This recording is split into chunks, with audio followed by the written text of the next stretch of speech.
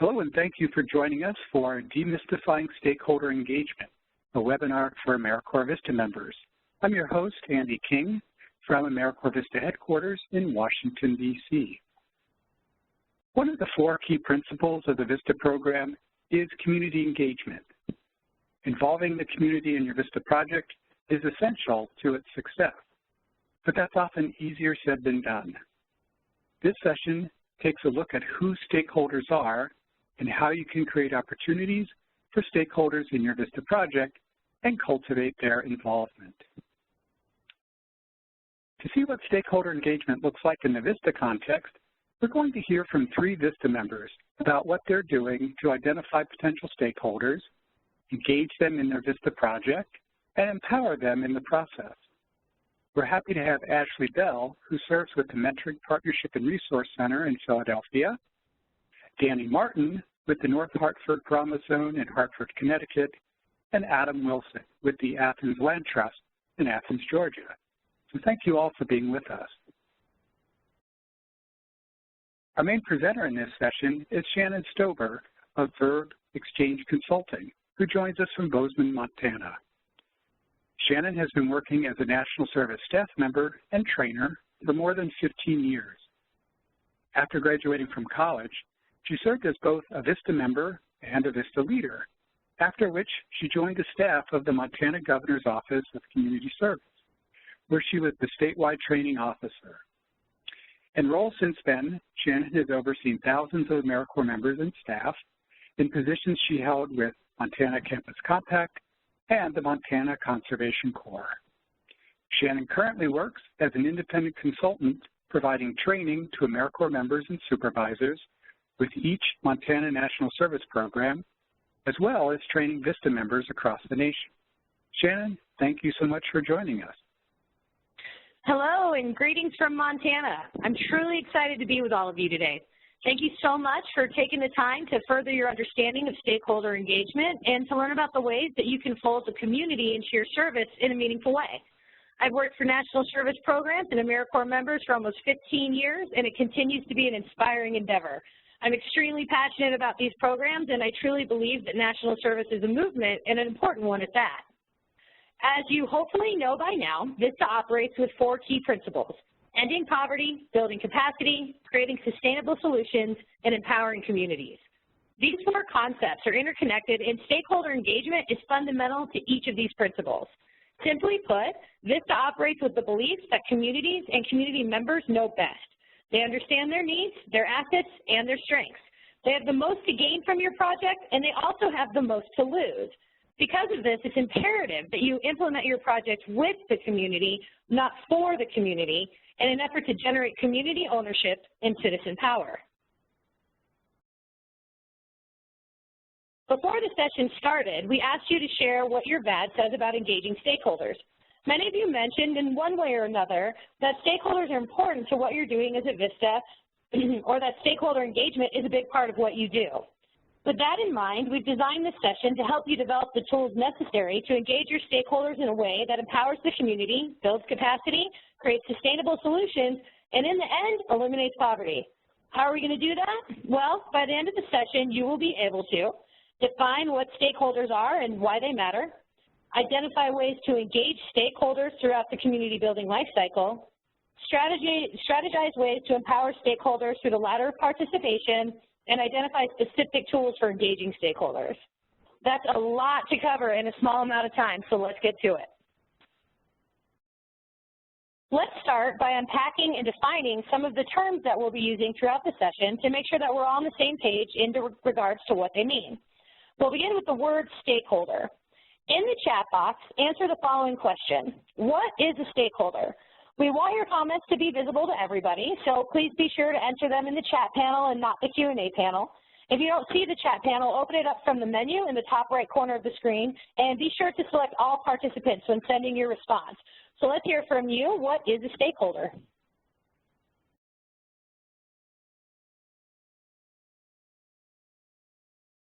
All right, well, we've got a few responses coming in already. Someone who's invested in a particular cause or mission, people who are affected by a particular program,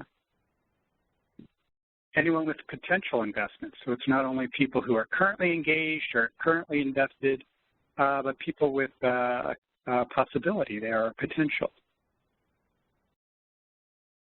Seeing lots of variations of the same thing. Some specific examples could be donors, partner organizations, sponsors,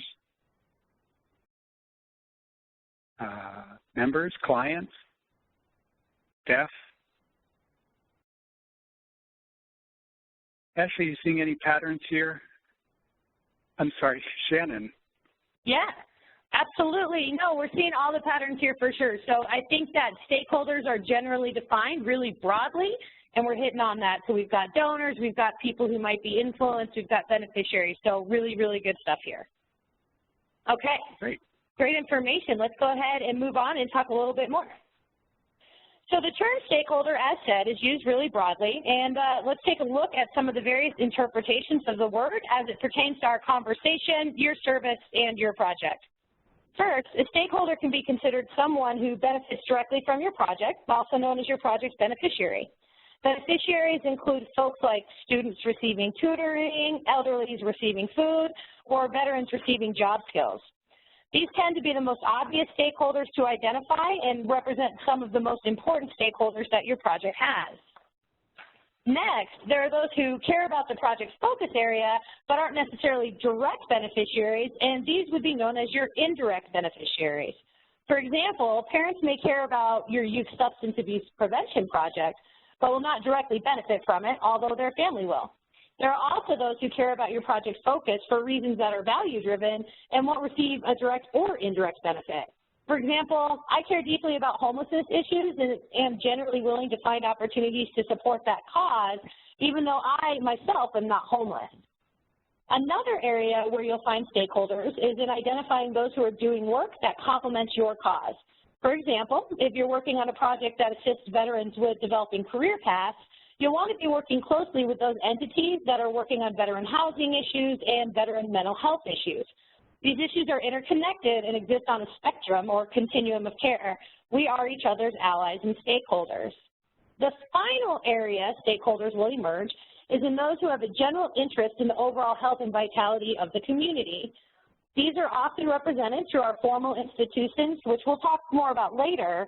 But for our purposes now, think about local governments, education institutions, faith-based organizations, hospitals, businesses, etc. These institutions and associated individuals often have a vested interest in ensuring that the community thrives. So now that we've clarified what we mean when we use the term stakeholder, let's take a minute to talk about what we mean when we use the term stakeholder involvement. The image that you're looking at is derived from the ladder of citizen participation, which was developed by Sherry Arnstein in 1969. She defined citizen participation as the redistribution of power that enables the community to be deliberately included in the future, and she interpreted various levels of participation as leading towards that goal. The first step of the ladder represents information giving. This occurs throughout all levels of participation and simply represents our efforts to be transparent with stakeholders, sharing details about the project need, theory of change, strategy for implementation, etc. The next step is consultation, and this represents our efforts to create dialogue and solicit input from our stakeholders, and where we begin to see them as resources. Now, when we're sharing information with and consulting our stakeholders, we can begin deciding together which represents the next step on the ladder. When we decide together, we ask our stakeholders to assume some power in our project, provide direction, but we're not asking them to assume responsibility for the implementation or the success of the project. When our stakeholders are ready to begin transferring ownership, we move towards acting together, which represents the next step on the ladder. Acting together occurs when we engage our stakeholders in the roles and responsibilities necessary to complete our work.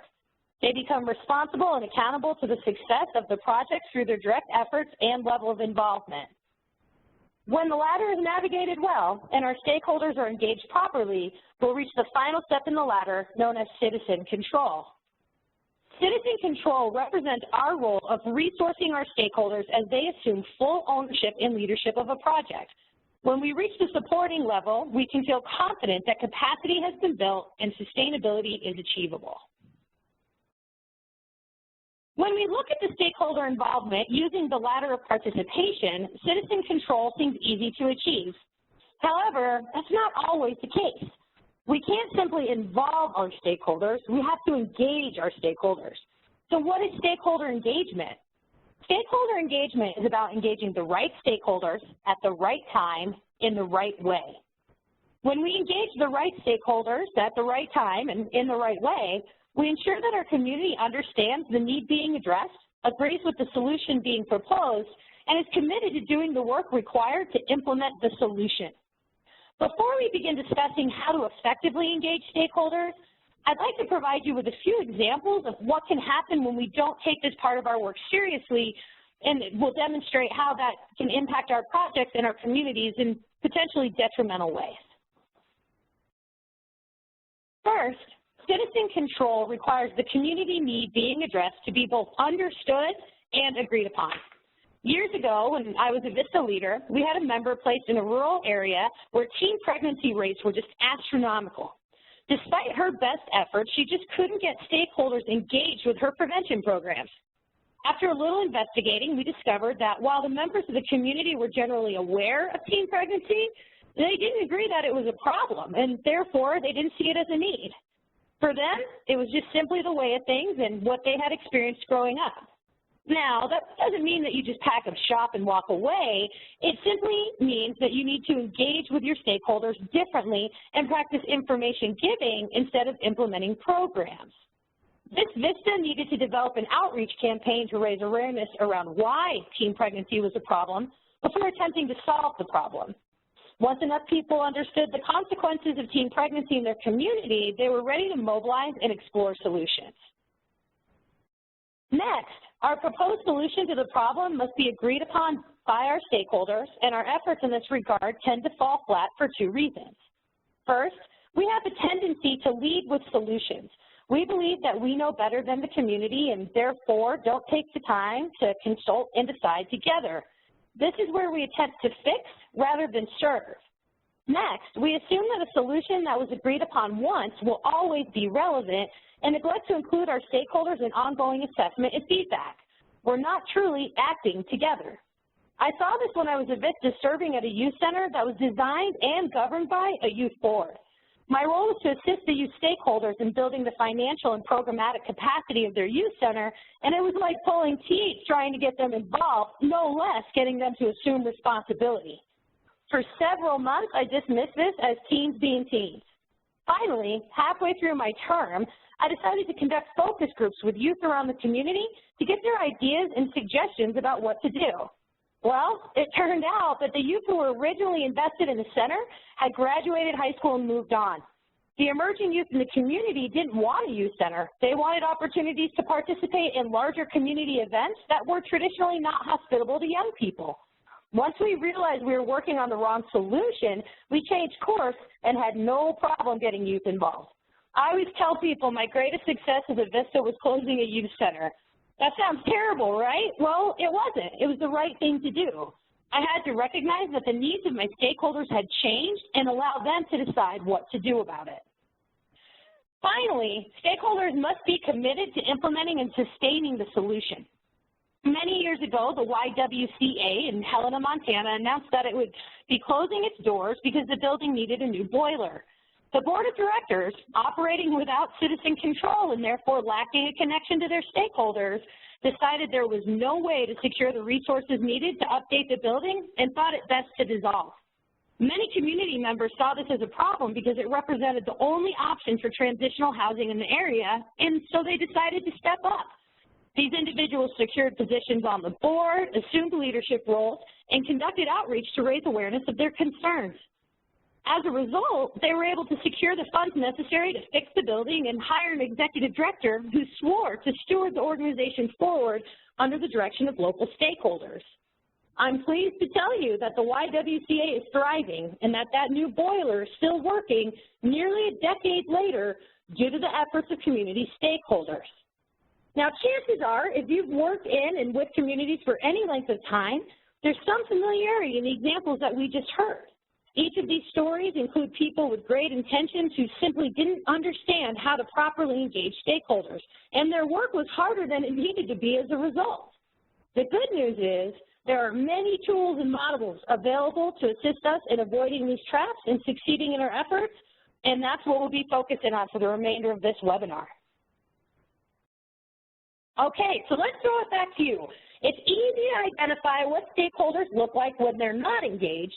So instead, let's think about what stakeholders look like when they are engaged. Using the chat box and sending your response to all participants, tell us what you think it looks like when your stakeholders are engaged. What types of behaviors do you see? What kinds of interactions do you have? What efforts are put forth? Think about your experiences at your service site, but also feel free to think about your experiences prior to Vista or even your experiences as a community stakeholder. All right, so we've got a number of responses coming in. Some folks have said trust, or stakeholders will come to you when they feel engaged, and you'd see them in a lot of different roles. They'd be volunteers, board members, clients, committee members. There'd be frequent communication. They would be actively engaged in asking about what's going on, asking about the project. They'd be supporting. Yeah, lots of themes showing up here that seem to come up again and again. They'd be engaged, communicating in a number of ways. Social media, they'd be talking about the organization or about the project. They'd be showing up, attending meetings, volunteering. Yeah, so many great examples coming in. The last one I see here that I love, enthusiasm. So not only just like, yeah, we're on board, but yeah, we are on board. So, so lots of nice ways that everyone is expressing this. Shannon, how about you? What are you seeing? Great. Same thing. What I like the theme here is that it looks like we're really talking about active involvement, right? So this active level of participation, like you, Andy, love that word enthusiasm. And towards the front end of these responses, really appreciated how much people focused on the way our stakeholders demonstrate trust and are willing to come with feedback and suggestions. So awesome, great examples, and hopefully some of this you're already seeing at your site, but if you're not, have no fear, we're here to help you. So let's go ahead and jump into how we get our stakeholders behave in this way. We'll keep these examples in mind as we move forward. So again, stakeholder engagement is about engaging the right people at the right time in the right way. So let's begin by talking about how you identify and engage the right people. We'll start by talking about stakeholder identification. We should always begin by identifying our project beneficiaries as our stakeholders. These are often the people who have the most to contribute to our work. As mentioned earlier, we can then begin identifying indirect beneficiaries and others in the community who have a stake or interest in our work, which we'll discuss here. There are a variety of ways to identify stakeholders, and for our purposes today, we're going to use a simple model that separates our stakeholders into formal and informal groups. So first we have our formal stakeholders. Formal stakeholders generally represent the major institutions in our community, those who have an interest in the overall health and wellness of our community, or those who may be working on the same issues and causes that we're addressing. These stakeholders represent our ability to connect with existing systems and structures and include local governments like city councils or county commissions, public service entities such as hospitals, emergency services, law enforcement, or state agencies, schools, including public, private, alternative, or institutions of higher education, churches and other faith-based organizations, and businesses, including corporations and small businesses, and for our purposes here today, other nonprofit organizations. Next, we have our informal stakeholders, which represents loosely affiliated structures and entities that allow us to access individual residents. Connecting with stakeholders through these mechanisms allows us to target our efforts and generally identify those who are already involved in the community in some way and tend to be those who are hungry to take on more. These might include parent-teacher organizations and other groups where people affiliate based on a portion of their identity, like parent, neighborhood associations or other entities that engage individuals based upon geography and location, service and advocacy clubs that engage individuals around a cause or value, sports teams and similar cohorts that engage individuals around activity or collegiality, and educational programs and initiatives that engage individuals around activities that lead to personal development or growth. So now that we have a picture of where to find our stakeholders, let's talk about how we decide what types of people we need to be involved. The next part of your stakeholder identification process is to take the time to sit down and think critically about who you would like to be involved in your project in order to ensure that you're moving towards citizen control and sustainability. Walking through this process can be a little tricky, and I like to begin by using an HR approach and thinking about it the same way I would when drafting a position description or reviewing a resume. Examples of things that you might want to consider include demographics. Think about what your community looks like and do your best to mirror it as wholly as possible. What religions, nationalities, and ethnicities must be represented? What income levels? What age groups? Remember that diversity is a strength and we stand to gain the most when we work with people with different backgrounds, so try your best to think outside of the box and be inclusive as you generate that list. Next, think about the knowledge, skills, and abilities required to support your project long term. Ask yourself, what talents and resources do I need from my stakeholders? What expertise and experiences would be beneficial to the project? Are there specific certifications or skills that would be helpful for you to access? Thinking this through will help you build the right team to inform and carry the work forward. In addition to knowledge, skills, and abilities, you'll also want to think about stakeholder affiliations that can benefit your project. This ties back into our discussion of formal and informal stakeholders and tapping into existing structures and systems. Ask yourself, what connections will aid you in creating sustainability? What sectors would you like represented and why? What other entities exist that might be willing to share the responsibility of sustainability with you? Finally, think through what kind of commitment you need from your stakeholders. Do you need them weekly, monthly, quarterly? Do you need them to contribute time, money? What actions do you need them to perform? Knowing exactly what you want and need will greatly increase the likelihood of getting it. Finally, you'll want to think about the strategies that you'll use to seek out and engage potential stakeholders. From my vantage point, there are 3 strategies worth using. The first strategy that we're going to talk about is known as concentric circle outreach. Concentric circle outreach represents the times when you're talking with people you already know and those that you have existing relationships with. This can include neighbors, friends, people who work with your project regularly, organizational partners, nonprofit partners, and others that you have regular access to. This approach allows you to leverage your existing relationships to identify individuals to assist in your project. The next outreach strategy that we're going to talk about is known as broad-based outreach. Broad-based outreach encompasses wide-reaching strategies, things like posters, flyers, letters to the editor, public service announcements, Facebook events, etc. Broad-based strategies are generally used when we're trying to engage stakeholders in large numbers for major events or when we're trying to bring new stakeholders into the fold. Broad-based outreach is good for raising awareness, but it doesn't usually inspire people to come through our doors, so it's not something that should be used as a standalone strategy. It won't work. You'll be best served to think about this as a marketing function to assist you in your stakeholder engagement plan. If you take care with your broad-based strategies and think of them as a marketing and outreach function, you'll set yourself up well for targeted outreach, which in my experience is the most impactful. Targeted outreach represents our willingness to use all of our resources to identify the specific stakeholders we need and our efforts to go out and find those people. Targeted outreach requires a willingness to get out there and shake hands, answer questions, and make direct asks of people.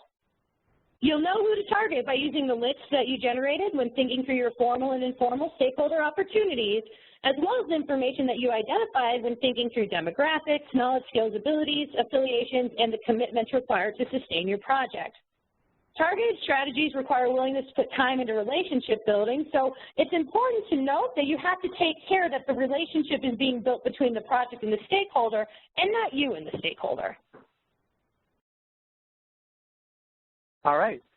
So now let's hear from one of your peers, a VISTA member who's been doing outreach to potential stakeholders as part of her service. Ashley Bell serves as the Partner Liaison VISTA at the Mentoring Partnership and Resource Center in Philadelphia. One of Ashley's goals is to reach out through direct contact to an additional 60 mentoring programs in their service area. Ashley, thanks for joining us. Can you tell us a little about what you've been doing and what you've learned along the way? Yes, thank you for that introduction, Andy. So as we mentioned earlier, my role as partner liaison, I am tasked with the job of expanding our partner and stakeholder networks by 60 additional partnerships. So to find new stakeholders, I utilize the broad-based approach. By using Google and Idealist, you can find any and everything on the internet, and that includes stakeholders. When using these search engines, I simply type in mentoring programs in Philadelphia, and a vast number of organizations and programs pop up. Another way I find stakeholders is through my concentric circles. So whenever my organization does trainings and we have people in the room who are new to us, I make sure I follow up with them shortly after, just so they know that what the resources that we can provide to them and to get a new partner meeting on the table. I also utilize professional networking events. I try to attend about 2 per month, and I normally find these through our partner newsletters. And another way I find stakeholders is just through everyday conversations. Whenever I'm just simply outside of work and talking to people, some of them may or may not know. Usually a lot of them don't know what I do in my role as a VISTA. They'll mention that they're either a mentor in a program, or they're looking to start a mentoring program, or they've already started one. From there, I forge a connection and get them in the room for a new partner meeting. And I've met about two new stakeholders that have been in my church and one in a store. After I find viable stakeholders, I outreach to them. So I do this thing called cold emailing, and for about 20 cold emails I send, around 3 to 5 people respond. And when you're cold emailing, it's really important that you make sure your emails are generic enough where you can copy and paste, but tailored enough to their program where they know it's not a generic email. That may include using the name of their program several times throughout the email, using the language that they've used to describe their mission and their vision for their program. And it's really important because no one wants to everyone wants to feel special, and no one wants to feel like they're just getting generic emails into them. So after I have found the new partners and stakeholders, and I've outreached them by cold emailing, a way that I engage with stakeholders is by actively listening to what they need and want. And this usually happens during the new partner meeting. So when I get them in the office and I'm having a conversation with them. And when you actively listen, you will find that your stakeholders will tell you their interests, what they want to see, what they need, the resources that they're looking for without even explicitly telling you. And another way I get stakeholders engaged is to really know the audience that my stakeholders work with. For example, earlier this month, I facilitated a professional development networking event around empowering the voice and presence of young Black girls and women. Many of our stakeholders have Black girls and women in their programs, but many of them do not have Black mentors. So I knew this was something many of our stakeholders would be interested in, which they were because the event sold out within a week. I also personally invited those I knew would greatly benefit from the event. Not only did they appreciate the personal outreach, but some even attended. And another way that I engage our stakeholders is through surveys. So whenever my organization does a training, we ask each participant to fill out a survey after. And this is where we ask them to list their responses to several questions, and we also give them the option of them writing down things that they would like to see from MPRC. And I actually read every single survey, and I try to remember what we can and what we can't do within our capacity, what our stakeholders are looking for and what they need. So simply asking them what they want to see and what they want is a great way to keep them engaged. And over the course of my 11 months as a VISTA, I've learned that when you're cold emailing, not many people will respond, and that's okay. It's really important that you don't take it personally. Stakeholders are generally busy. They miss emails, and they even forget to email you back. It's nothing personal.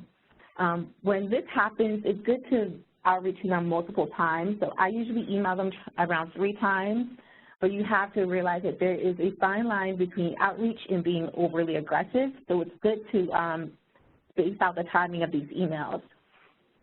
So my first email I'll send, and it's usually say something like, I'll introduce myself, I'll say what my role is, I'll talk about what MPRC is, and I'll tell them how I think MPRC could support their organization. And at the end of the email, I'll ask for a new partner meeting at their earliest convenience. And if I don't get a response, I usually follow up within 2 weeks of my first email, and I won't put everything that I put in the first email. I'll make it very brief. I'll just, excuse me. I'll talk about the things that are important. So again, I'll say who I am and what MPRC is, and I'll ask for a brief meeting. And the third email I will send after a month. And with that, it'll be really short, and it will be short, but it'll be nice. That's important, to be short and nice. And again, I'll say what MPRC is and how we can help your organization, and then ask for another meeting. And in the subject line, I'll put something like, hello from MPRC. Excuse me. Yeah, just very brief hello from MPRC. It's important to know that when you're cold emailing, it's really good for me. It's really important for you to make it brief, because no one likes to read a really long email for someone they do not know. So that is what I've learned throughout my 11 months, and I hope this was helpful to you all. Awesome. Thank you so much, Ashley, for sharing that with us. And I just want to reiterate that notion of not taking it personally when folks don't hit you back right away. That can be a big barrier, so I appreciate you highlighting that. Okay, so before we move on to the next section, let's quickly summarize what's been covered and make sure that you're clear on how to apply this content to your project. To begin, take some time to think through the formal and informal stakeholders represented in your project, as well as those that you would like represented. Next, think about what individual characteristics you need from your stakeholders to best inform your work and create citizen control and sustainability. Once that's completed, think through your outreach strategies and identify where you're doing well and where you stand to improve.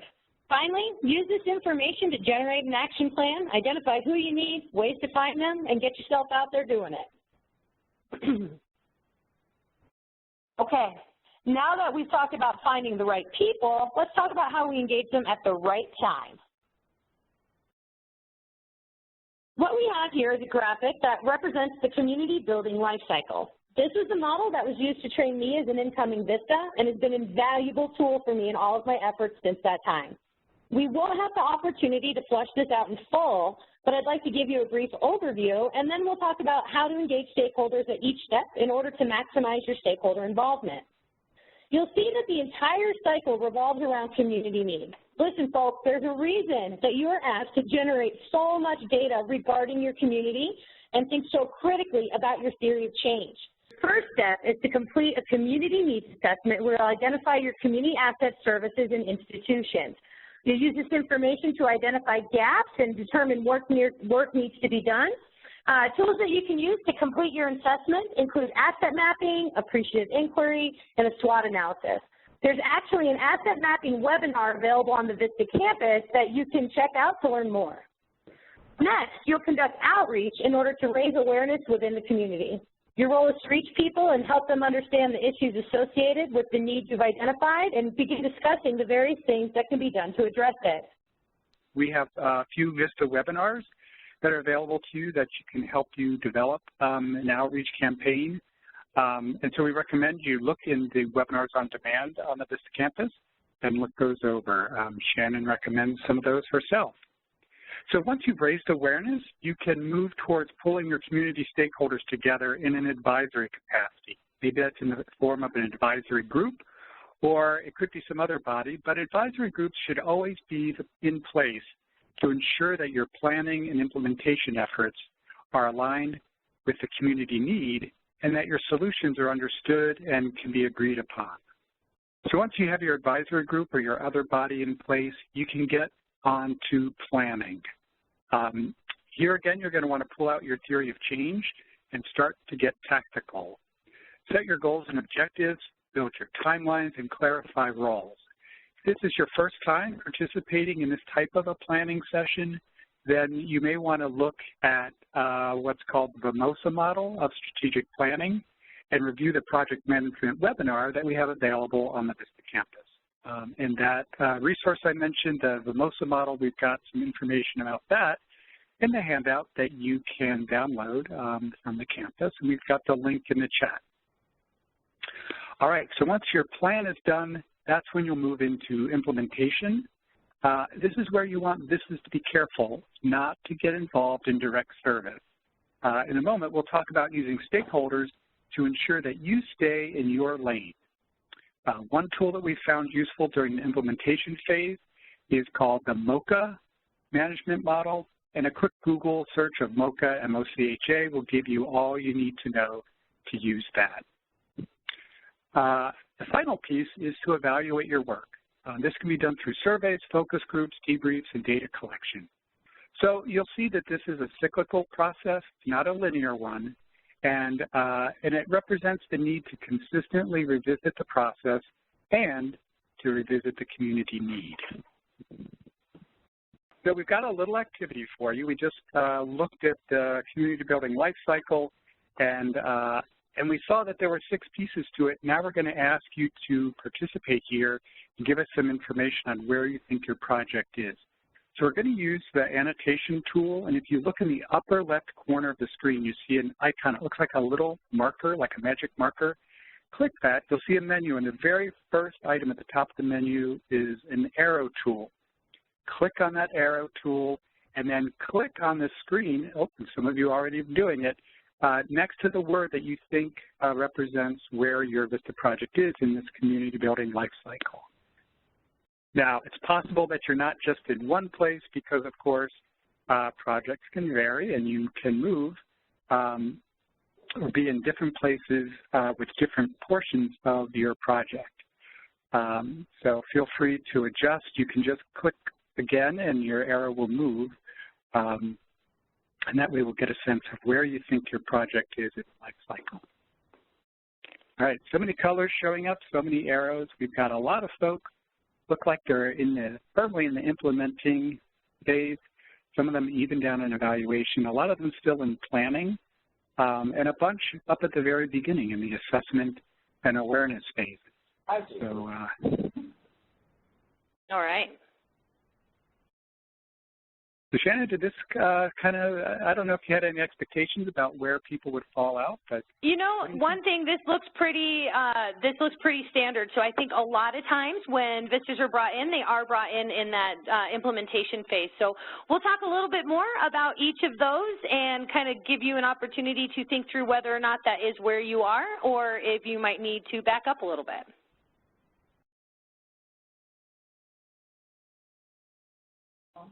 Go ahead and move to. All right, great. Yeah. Yes, we're going to move ahead and switch off that annotation. Sorry, the fun is over for a moment.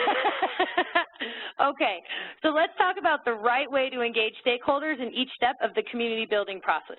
While this isn't exactly aligned with the ladder of participation, you will see how these two ideas are connected. The important thing to understand is that when we engage stakeholders around the principles of the community building life cycle, we also create an opportunity to maximize their impact and move towards citizen control. Some of you may also recognize similarities from this model with the levels of participation model from your PSO handbook, which is represented here in the final column under our role. So we'll begin with assessment. If you're in the assessment phase, you want to use your stakeholders to inform you. Your job is to ask questions and listen closely. Ask your stakeholders how they feel, what they think, what their experiences have been, and what would make it better.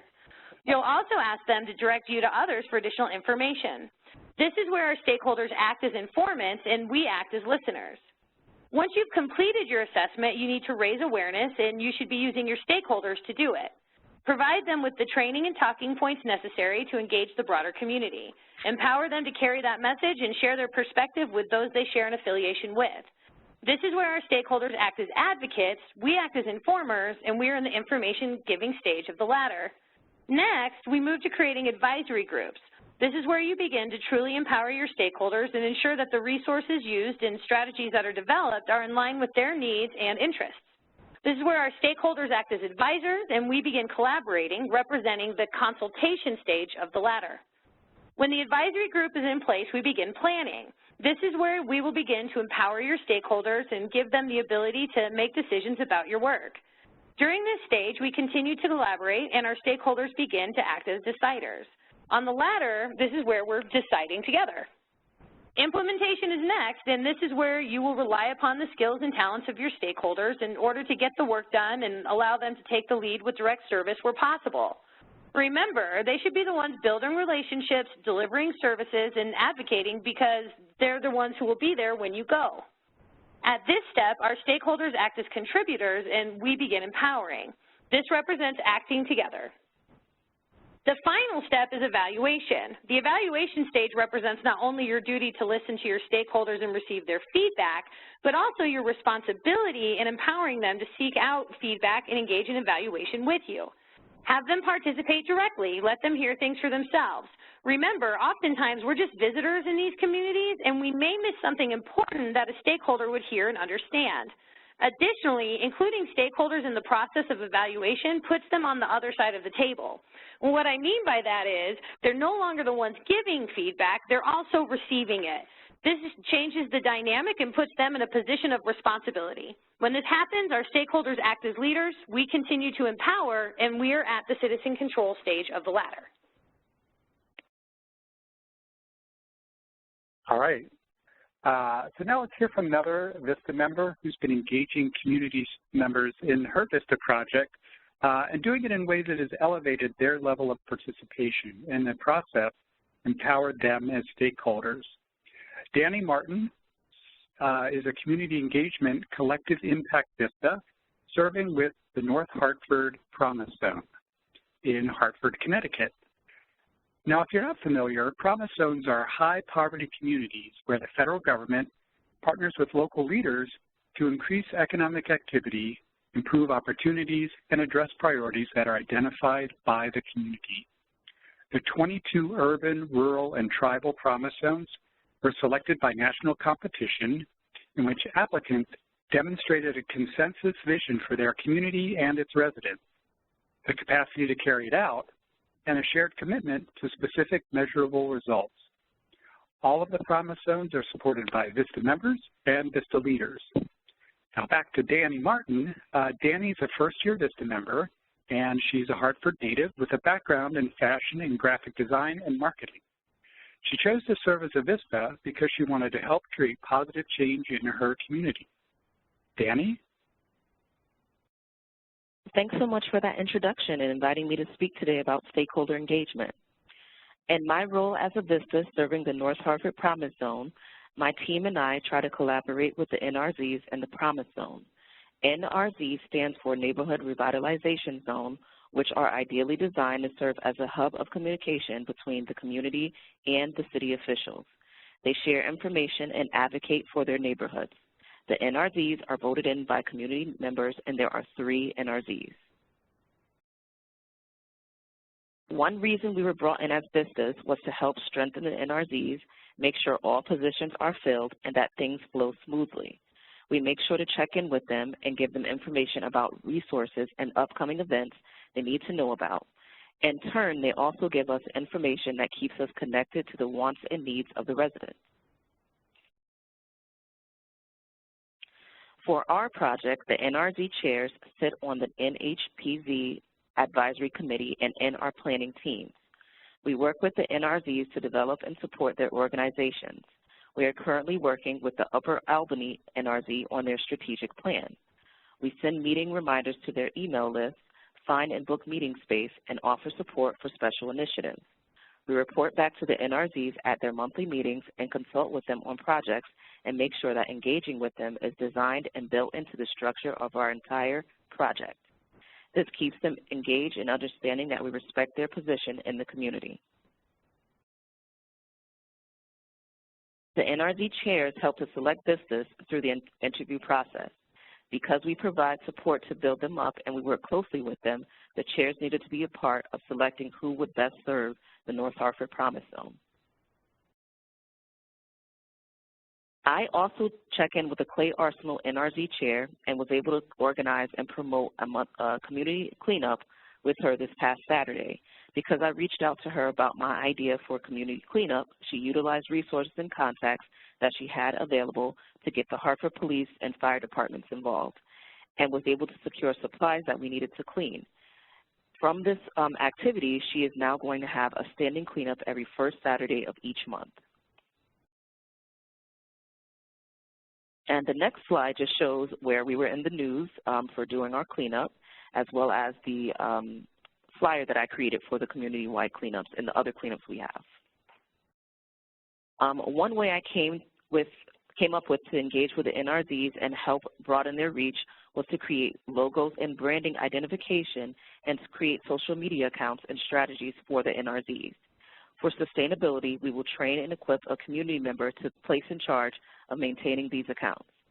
I presented the logo ideas and the NRZs were very pleased with the designs. They held a vote and chose their favorite, and now they have a branded look to solidify their integrity of their organizations. And here are some of the logos and the Facebook covers that I made for the NRZs.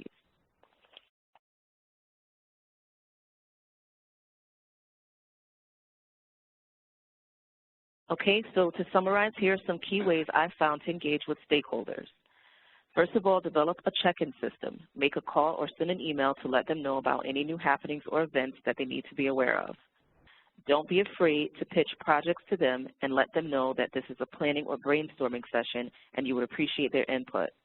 Make sure to ask if they need help with projects. Keep records of what you speak about with them so you can easily access the information later. That way, when you have conversations with them, you can reference your records and you are both on the same page.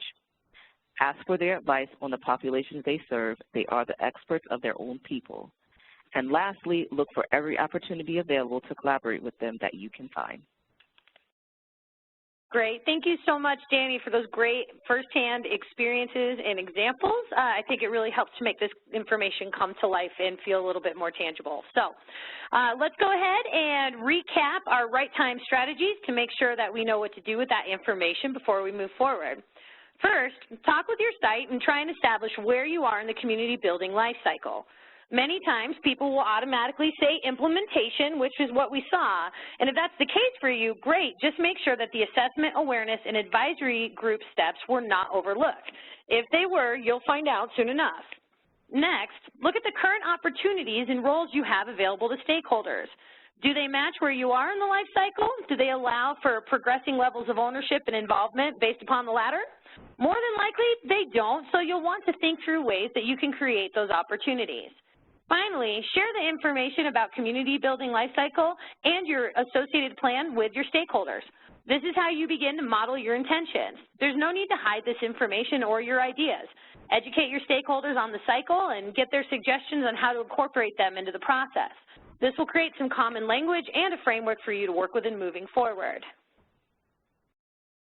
Okay, so we've talked about engaging the right people by looking at the types of stakeholders we need, the individual characteristics we need, and the strategies that we can use to conduct outreach to new stakeholders.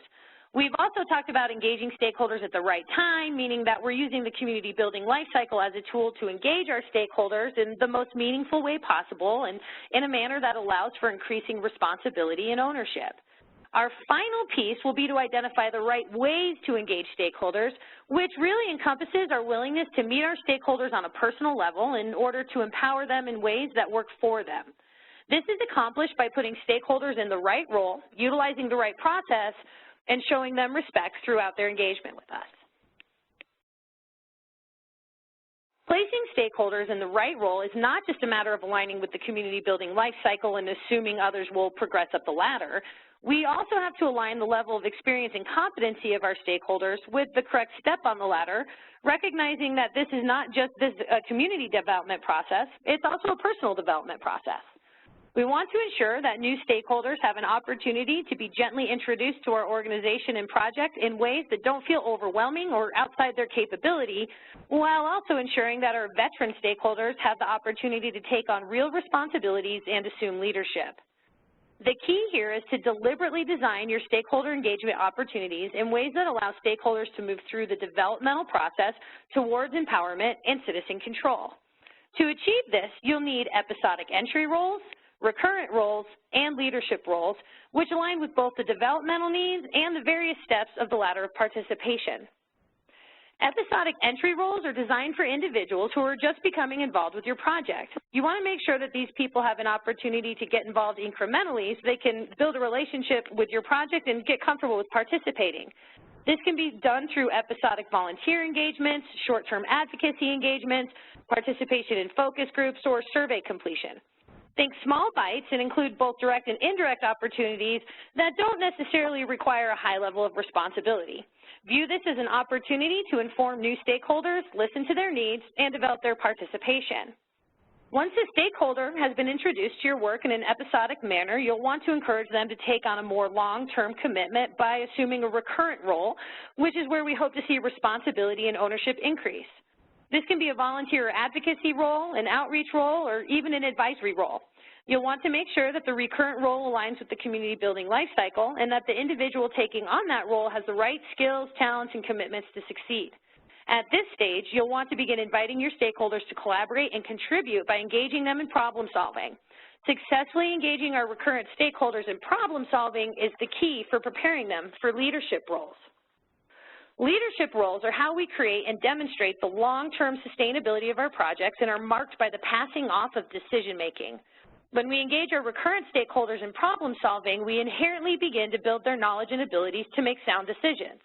Decision-making requires careful thought and execution, and this is the point where our individual identities begin to merge with the identity of our project and organization. Stakeholders in leadership positions with decision-making responsibilities represent citizen control and are a strong indicator of sustainability. Okay, right tools. Now don't freak out. This is just a chart to give you an example of some of the tools that are available to you as you navigate stakeholder involvement through the ladder of participation and community building life cycle.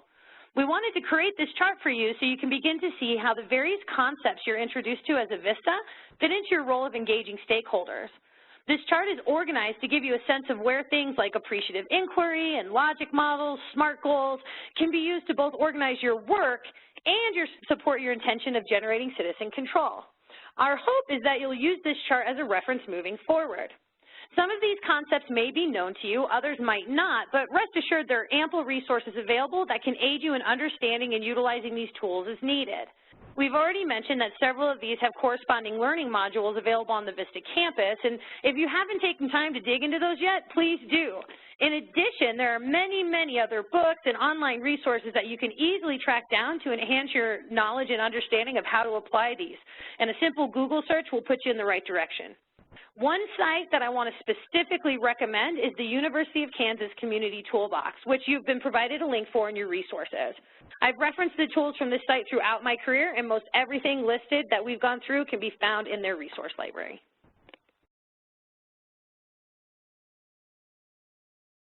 All right. Thank you, Shannon, for that overview of tools. Now we've got one more VISTA member that we want to hear from, and this is Adam Wilson, whose service has elevated the level of participation and in the process has brought them into a higher level of stakeholder engagement. Adam Wilson serves as the VISTA Market Assistant at the Athens Land Trust in Athens, Georgia. One of his goals there is to engage community residents in a new community garden that they have started, and also to get them to participate in the local farmers market as a means of economic development. So Adam, tell us a little bit about what you've been doing. Hi everyone, thank you for having me. In continuing this overview about how to engage the community in an ongoing manner, our farmers market employs two different methods. But first, let me start with a little background on my VISTA project. Athens Land Trust works in the community to build a sustainable local food system and local neighborhood economy. And my VISTA project is involved with creating structures for ALT's Westward Farmers Market, so it continues to be a community and income resource for underserved farmers and low-income entrepreneurs.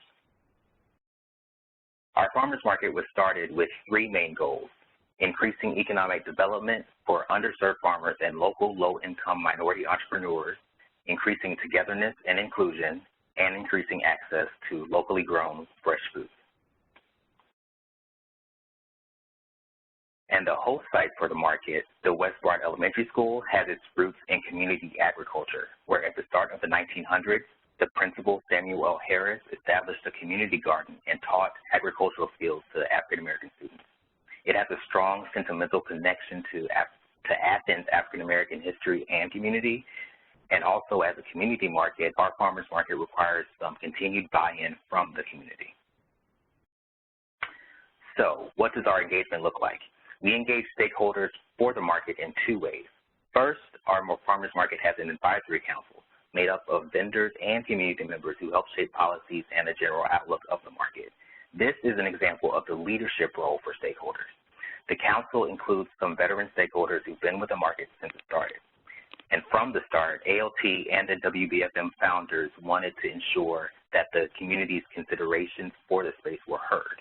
Since the members spread the gamut from people in the local majority African-American community around the market to broader Athens connections, their decision-making helps ALT staff reach more people and pursue the right type of tasks. And second, we have market ambassadors. This is an example of the recurrent role for stakeholders. Their responsibility is outreach to get in-person connections with the community and the market. We found that word of mouth is most crucial in getting people to come to the market, so we created this role to get more personal connections, which can go a lot further in inspiring action from consumers. Now, what is working? Our advisory council, they've been awesome at taking ownership. Things they've repeatedly said are, by joining this market, you're joining a family, joining a community. They've also mentioned cultivating morale and togetherness among the vendors by hosting get-togethers and things like that. They've also been awesome at rethinking strategy. For example, our plan was to theme our months, and 1 month was a healthy UGA tailgate theme. Since Athens has a massive UGA presence, particularly during football season, we thought it would be a good time to market the market.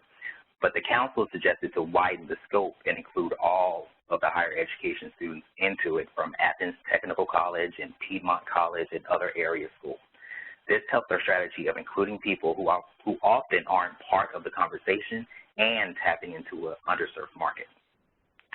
And for our market ambassadors, they've already had a proven impact. For one, we had awesome attendance for our neighborhood block party because they went door to door because they tapped into their network. They're also building leadership skills, taking great responsibility in creating greater community around farming and healthy living, and getting people to come to the market as part of that change. For example, we took the market ambassadors on a tour of ALT's work around Athens, and one community garden we visited had fallen into a bit of neglect. One of the ambassadors instantly wanted to organize a cookout and reintroduction of the garden to inspire ownership of the space in the community, which was the original vision of the space. So in this way, our ambassadors are becoming advocates for our work as well as leaders in our work.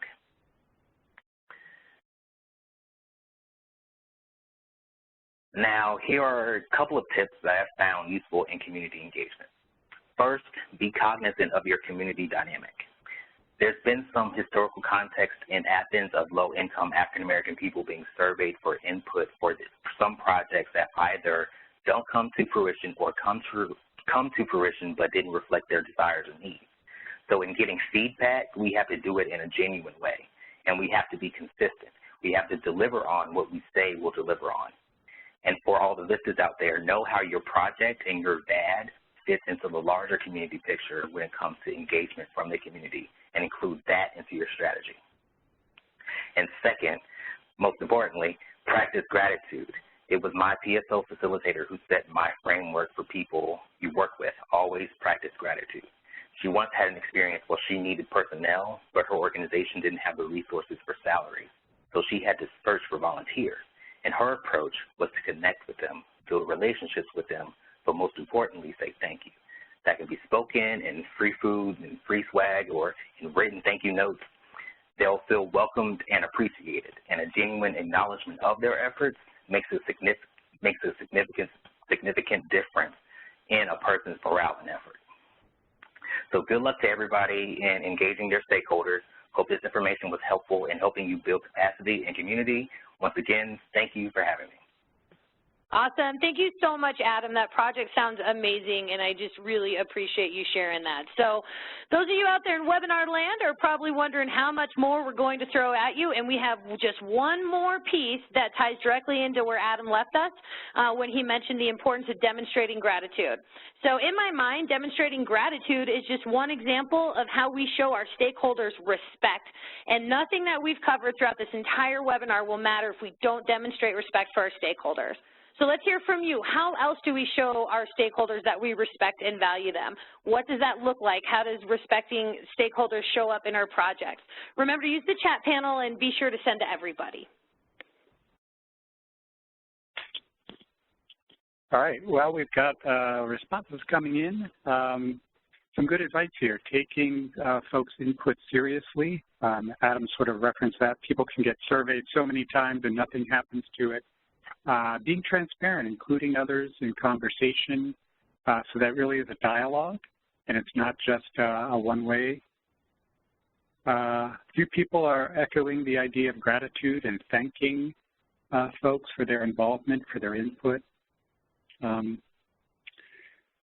Being efficient, Jana says, efficiency with resources and time. You don't want to waste anybody's time, whether they're a volunteer, a board member, community member, resident. You want to make sure that you're using their gifts really well.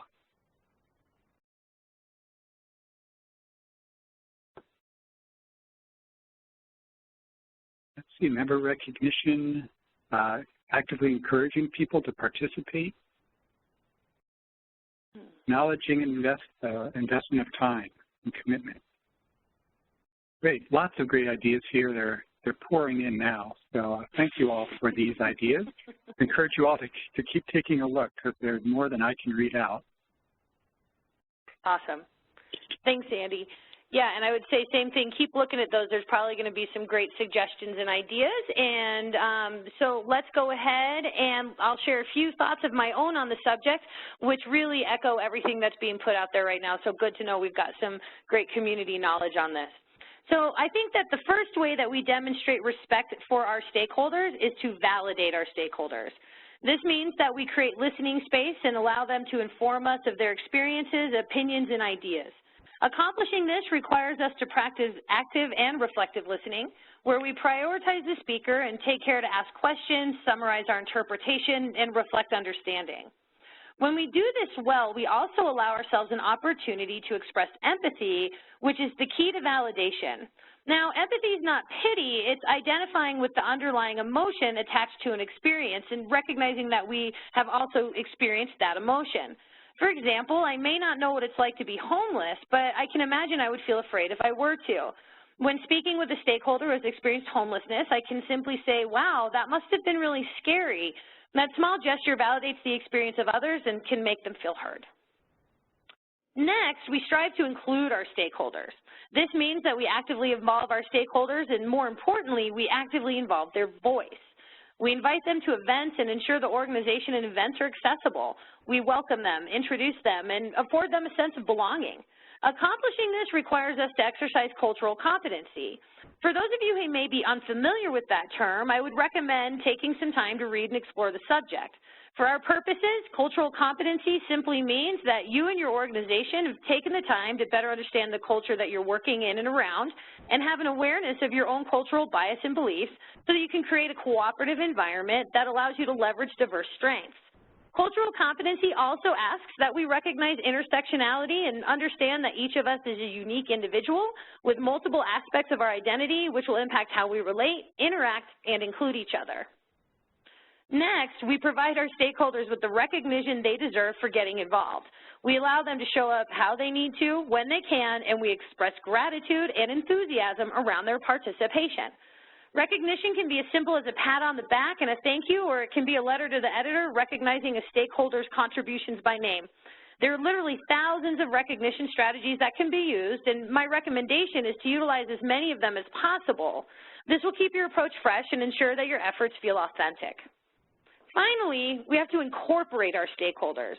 We document their ideas and suggestions and tell them how they're being used. We prepare for them, support their needs, and follow up with them as needed. This is done by creating enough time to plan for our stakeholders and producing the resources they need to participate actively. Incorporating also requires us to loop close, which helps our stakeholders feel that their time spent on our project is valuable. Loop closing is simple. If I ask you for your feedback, I'll return and let you know how it was used. If I ask for you to complete a portion of a task, I'll let you know how that was put into play and what the final product was. If I say that I'll call you by the end of the week, I do. Loop closing is about accountability and demonstrating our stakeholders' value along with the results of their efforts. Obviously, the topic of respect is far more expansive than what we've addressed here, but these simple steps will go a long way towards generating the trust of your stakeholders and encouraging their engagement. All right, so what steps do we need to take to make sure that we're engaging stakeholders in the right way? First, look over your roles and have the roles that you have available and ask yourself if they support a progression of involvement. Do you have entry-level roles? Do those lead to long-term roles with increasing progressions of responsibility towards leadership? If not, figure out how they can. Next, get to studying the tools we've presented and established where we can put those into play. Again, the Kansas University link and Vista Campus are great places to start. We've created a resource list and added it to the slides in the PDF. There's resource handouts. You can check your comments section to find them. This will also be posted with the recording of this webinar in a week or so. Finally, have some conversations around your site about what you've observed since beginning your service in regards to organizational culture and how it supports demonstrating respect to your stakeholders. Don't be afraid to share your observations and ideas. One of the greatest gifts VISTAs provide are fresh eyes and the ability to see implicit norms that may not be seen by others who have been there for years.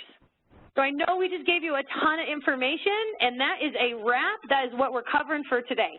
My hope is that each of you will be able to take a couple good tools away from your session, some new concepts, and have some opportunities to put some new things into play.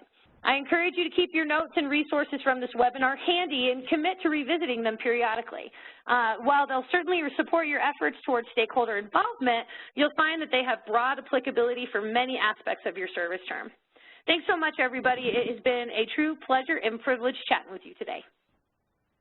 All right, thank you, Shannon. But don't go away. We're going to get to Q&A in just a moment. But before we do that, I do want to invite all of you to share what you think so far about this webinar. The evaluation poll is open on the right side of the screen.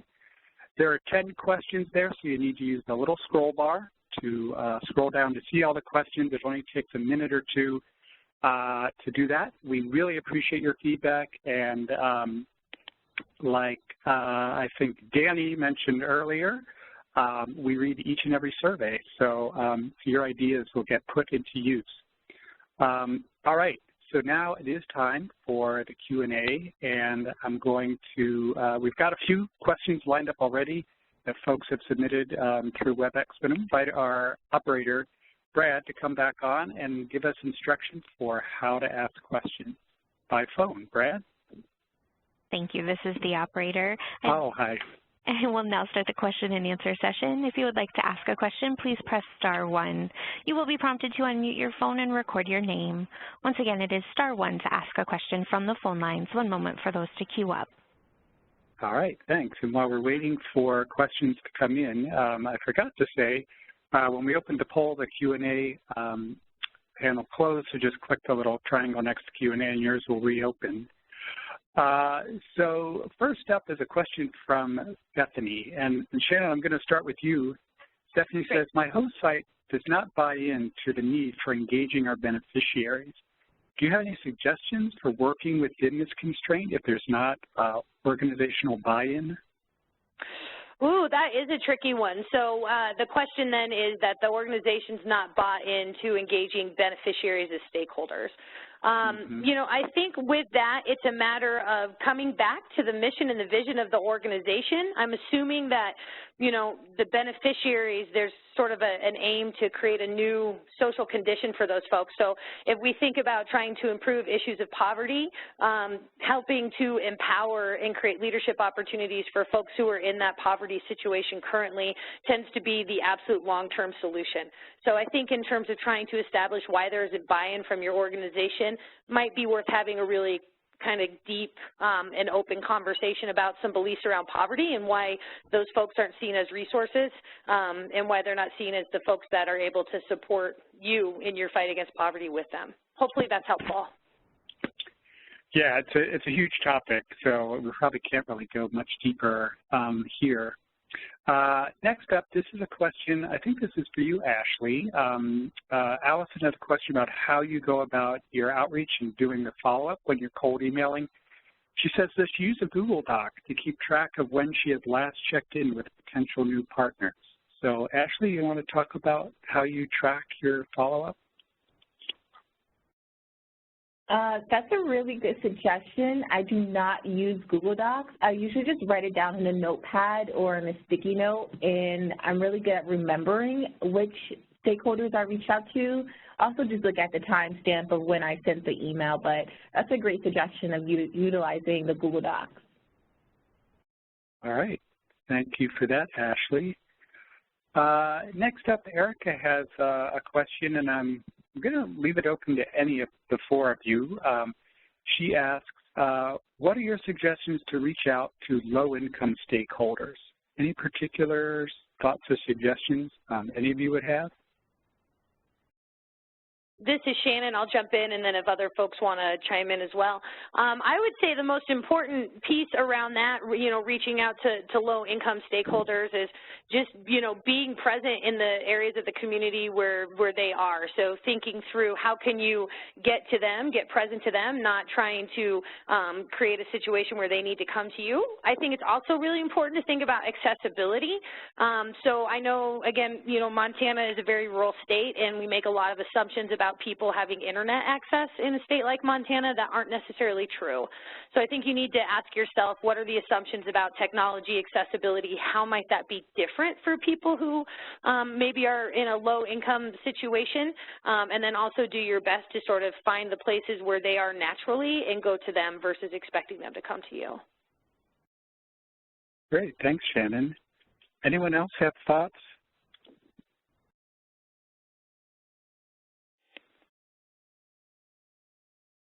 All right, hearing none, we'll move on. Let's check to see if we have any callers on the phone who have questions. At this time, we've had no responses over the phone. Okay, thanks. Well, we've gotten plenty more here. Let's see, Stephanie says, if our site has us involved in the implementation phase, how do we start the conversation about the fact that we as VISTAs are not supposed to be implementing the project? Well, being from the VISTA program, I'll start out here, and if any of you have ideas, you can feel free to join in. So, the real, I guess, bright line that we would draw from the VISTA program point of view is not so much around project implementation, because certainly as VISTA members, we do expect that not only will you plan the project, but that you'll be involved in implementing it. But your point may be a good one if your point is around sustainability. You want to make sure that you're implementing it and setting it up in a way so that once you finish and you're gone, that the project doesn't just collapse without you, that you've got others engaged, whether they're other staff people at the organization, volunteers, community residents, beneficiaries, whoever, who can keep that project going. Now, the bright line that we do draw is around direct service to clients, so VISTA members, by and large, you should not be tutoring individuals, but you're setting up and implementing a tutoring program, so you're recruiting volunteers to be tutors, you're generating the money, developing the curriculum, recruiting the families or the students to participate, getting teachers involved, all of that stuff behind the scenes, setting up the system, the processes, and the mechanism, but you're not doing the direct service. So that's the fine, or the bright line that we would draw the distinction between the direct service and the capacity building, but certainly implementation of a project can be done in a capacity building role. Any Vistas have any other thoughts to share about that? All of you are involved, I think, in implementing your projects. Would you agree? Yeah, definitely involved in implementation. All right, good. Then I didn't misspeak there. Okay, next up, George asked a really interesting question, and Shannon, I'm going to start with you on this one. He says, what if you have stakeholders that have competing or conflicting interests? How do you sort of mitigate that? For example, our partners may want one thing, but our program beneficiaries may want another. And in his case, he says he has to go through the partners to even engage with the beneficiaries. So any thoughts or ideas, Shannon, about what to do if there are competing or conflicting interests? Wow, that's a multi-layered question, and it sounds pretty dynamic, but, you know, the part that threw me off was the fact that you need to go through your partners in order to access the beneficiaries. And so I think that does make it a little bit trickier for you. I think any time that you're working in a stakeholder setting, though, you're going to have people with competing priorities and competing interests.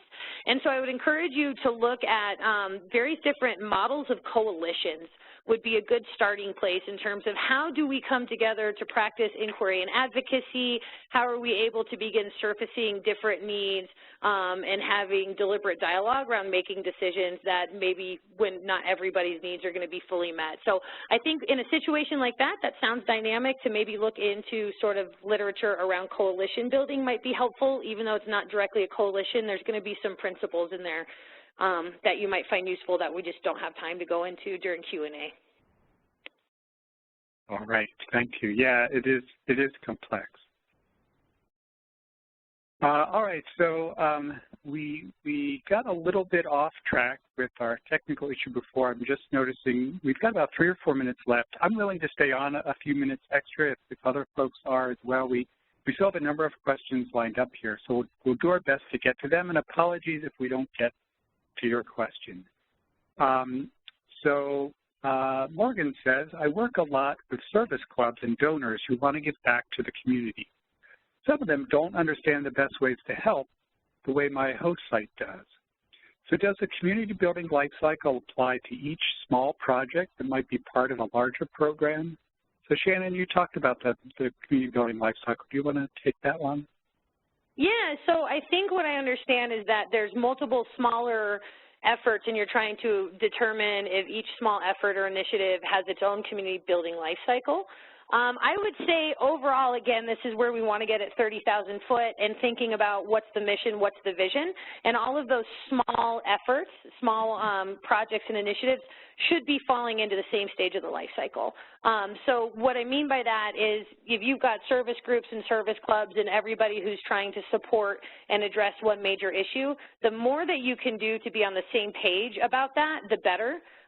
If you're in that implementation phase and everybody's just implementing sort of the broader plan and the broader project in kind of their specific targeted way, that's probably fine. But you do want to move through assessment, outreach, advisory groups together, and you also want to try and be evaluating together just to make sure that your implementation pieces are in concert and make sense and are complementary to one another. All right, great. Let's see, a couple more impossible questions here. But hey, you know, we're community builders. We got to try, right? Yeah. So Morgan comes back and says, we have more than 200,000 donors in our system. How can you possibly engage all of them? What strategies are there for really big communities of potential and actual stakeholders? Great question.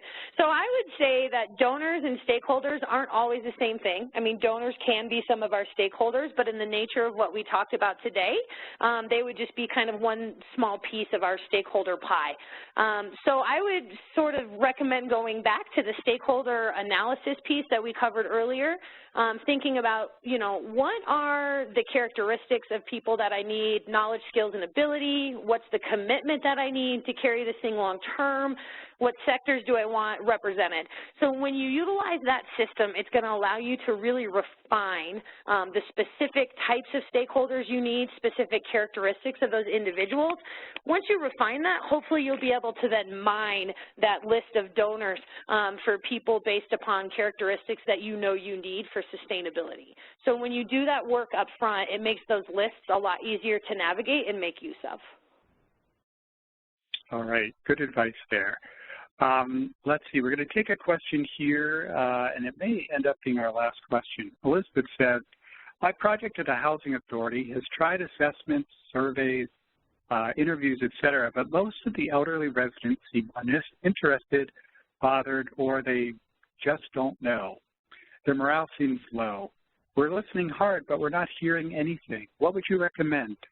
Oh, wow. You know, I think, again, this comes back to that notion and similar to when we were asking about how do we find, you know, low-income stakeholders, meeting people where they are. And I would say that when we're talking about elderly residents, there's a whole kind of bucket of information out there about working cross-generationally that would be helpful.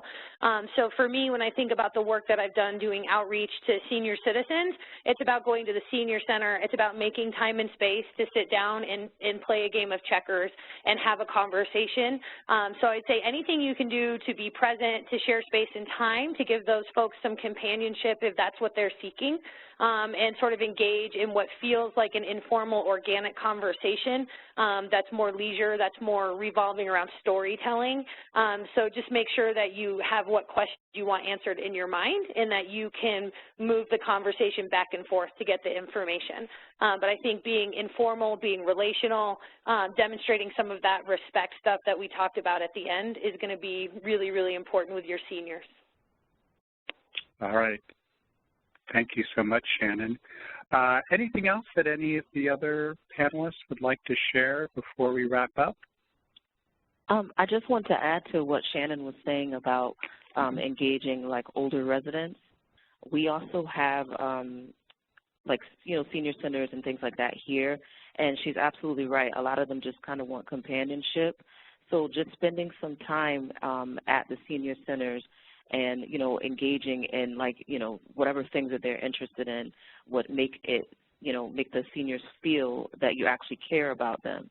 And then that would change how they perceive, like, all these different surveys and things. Like, we're not just asking questions just to ask them, but we actually care about them as people. Mm-hmm. Great. Yeah, and see how your particular project may be able to intersect with any interests that they do demonstrate. Maybe partner with somebody who offers them some activity that they have high turnout at. See how those things intersect and you make it more engagement. All right. Thank you, Adam. And I do want to leave you with an invitation.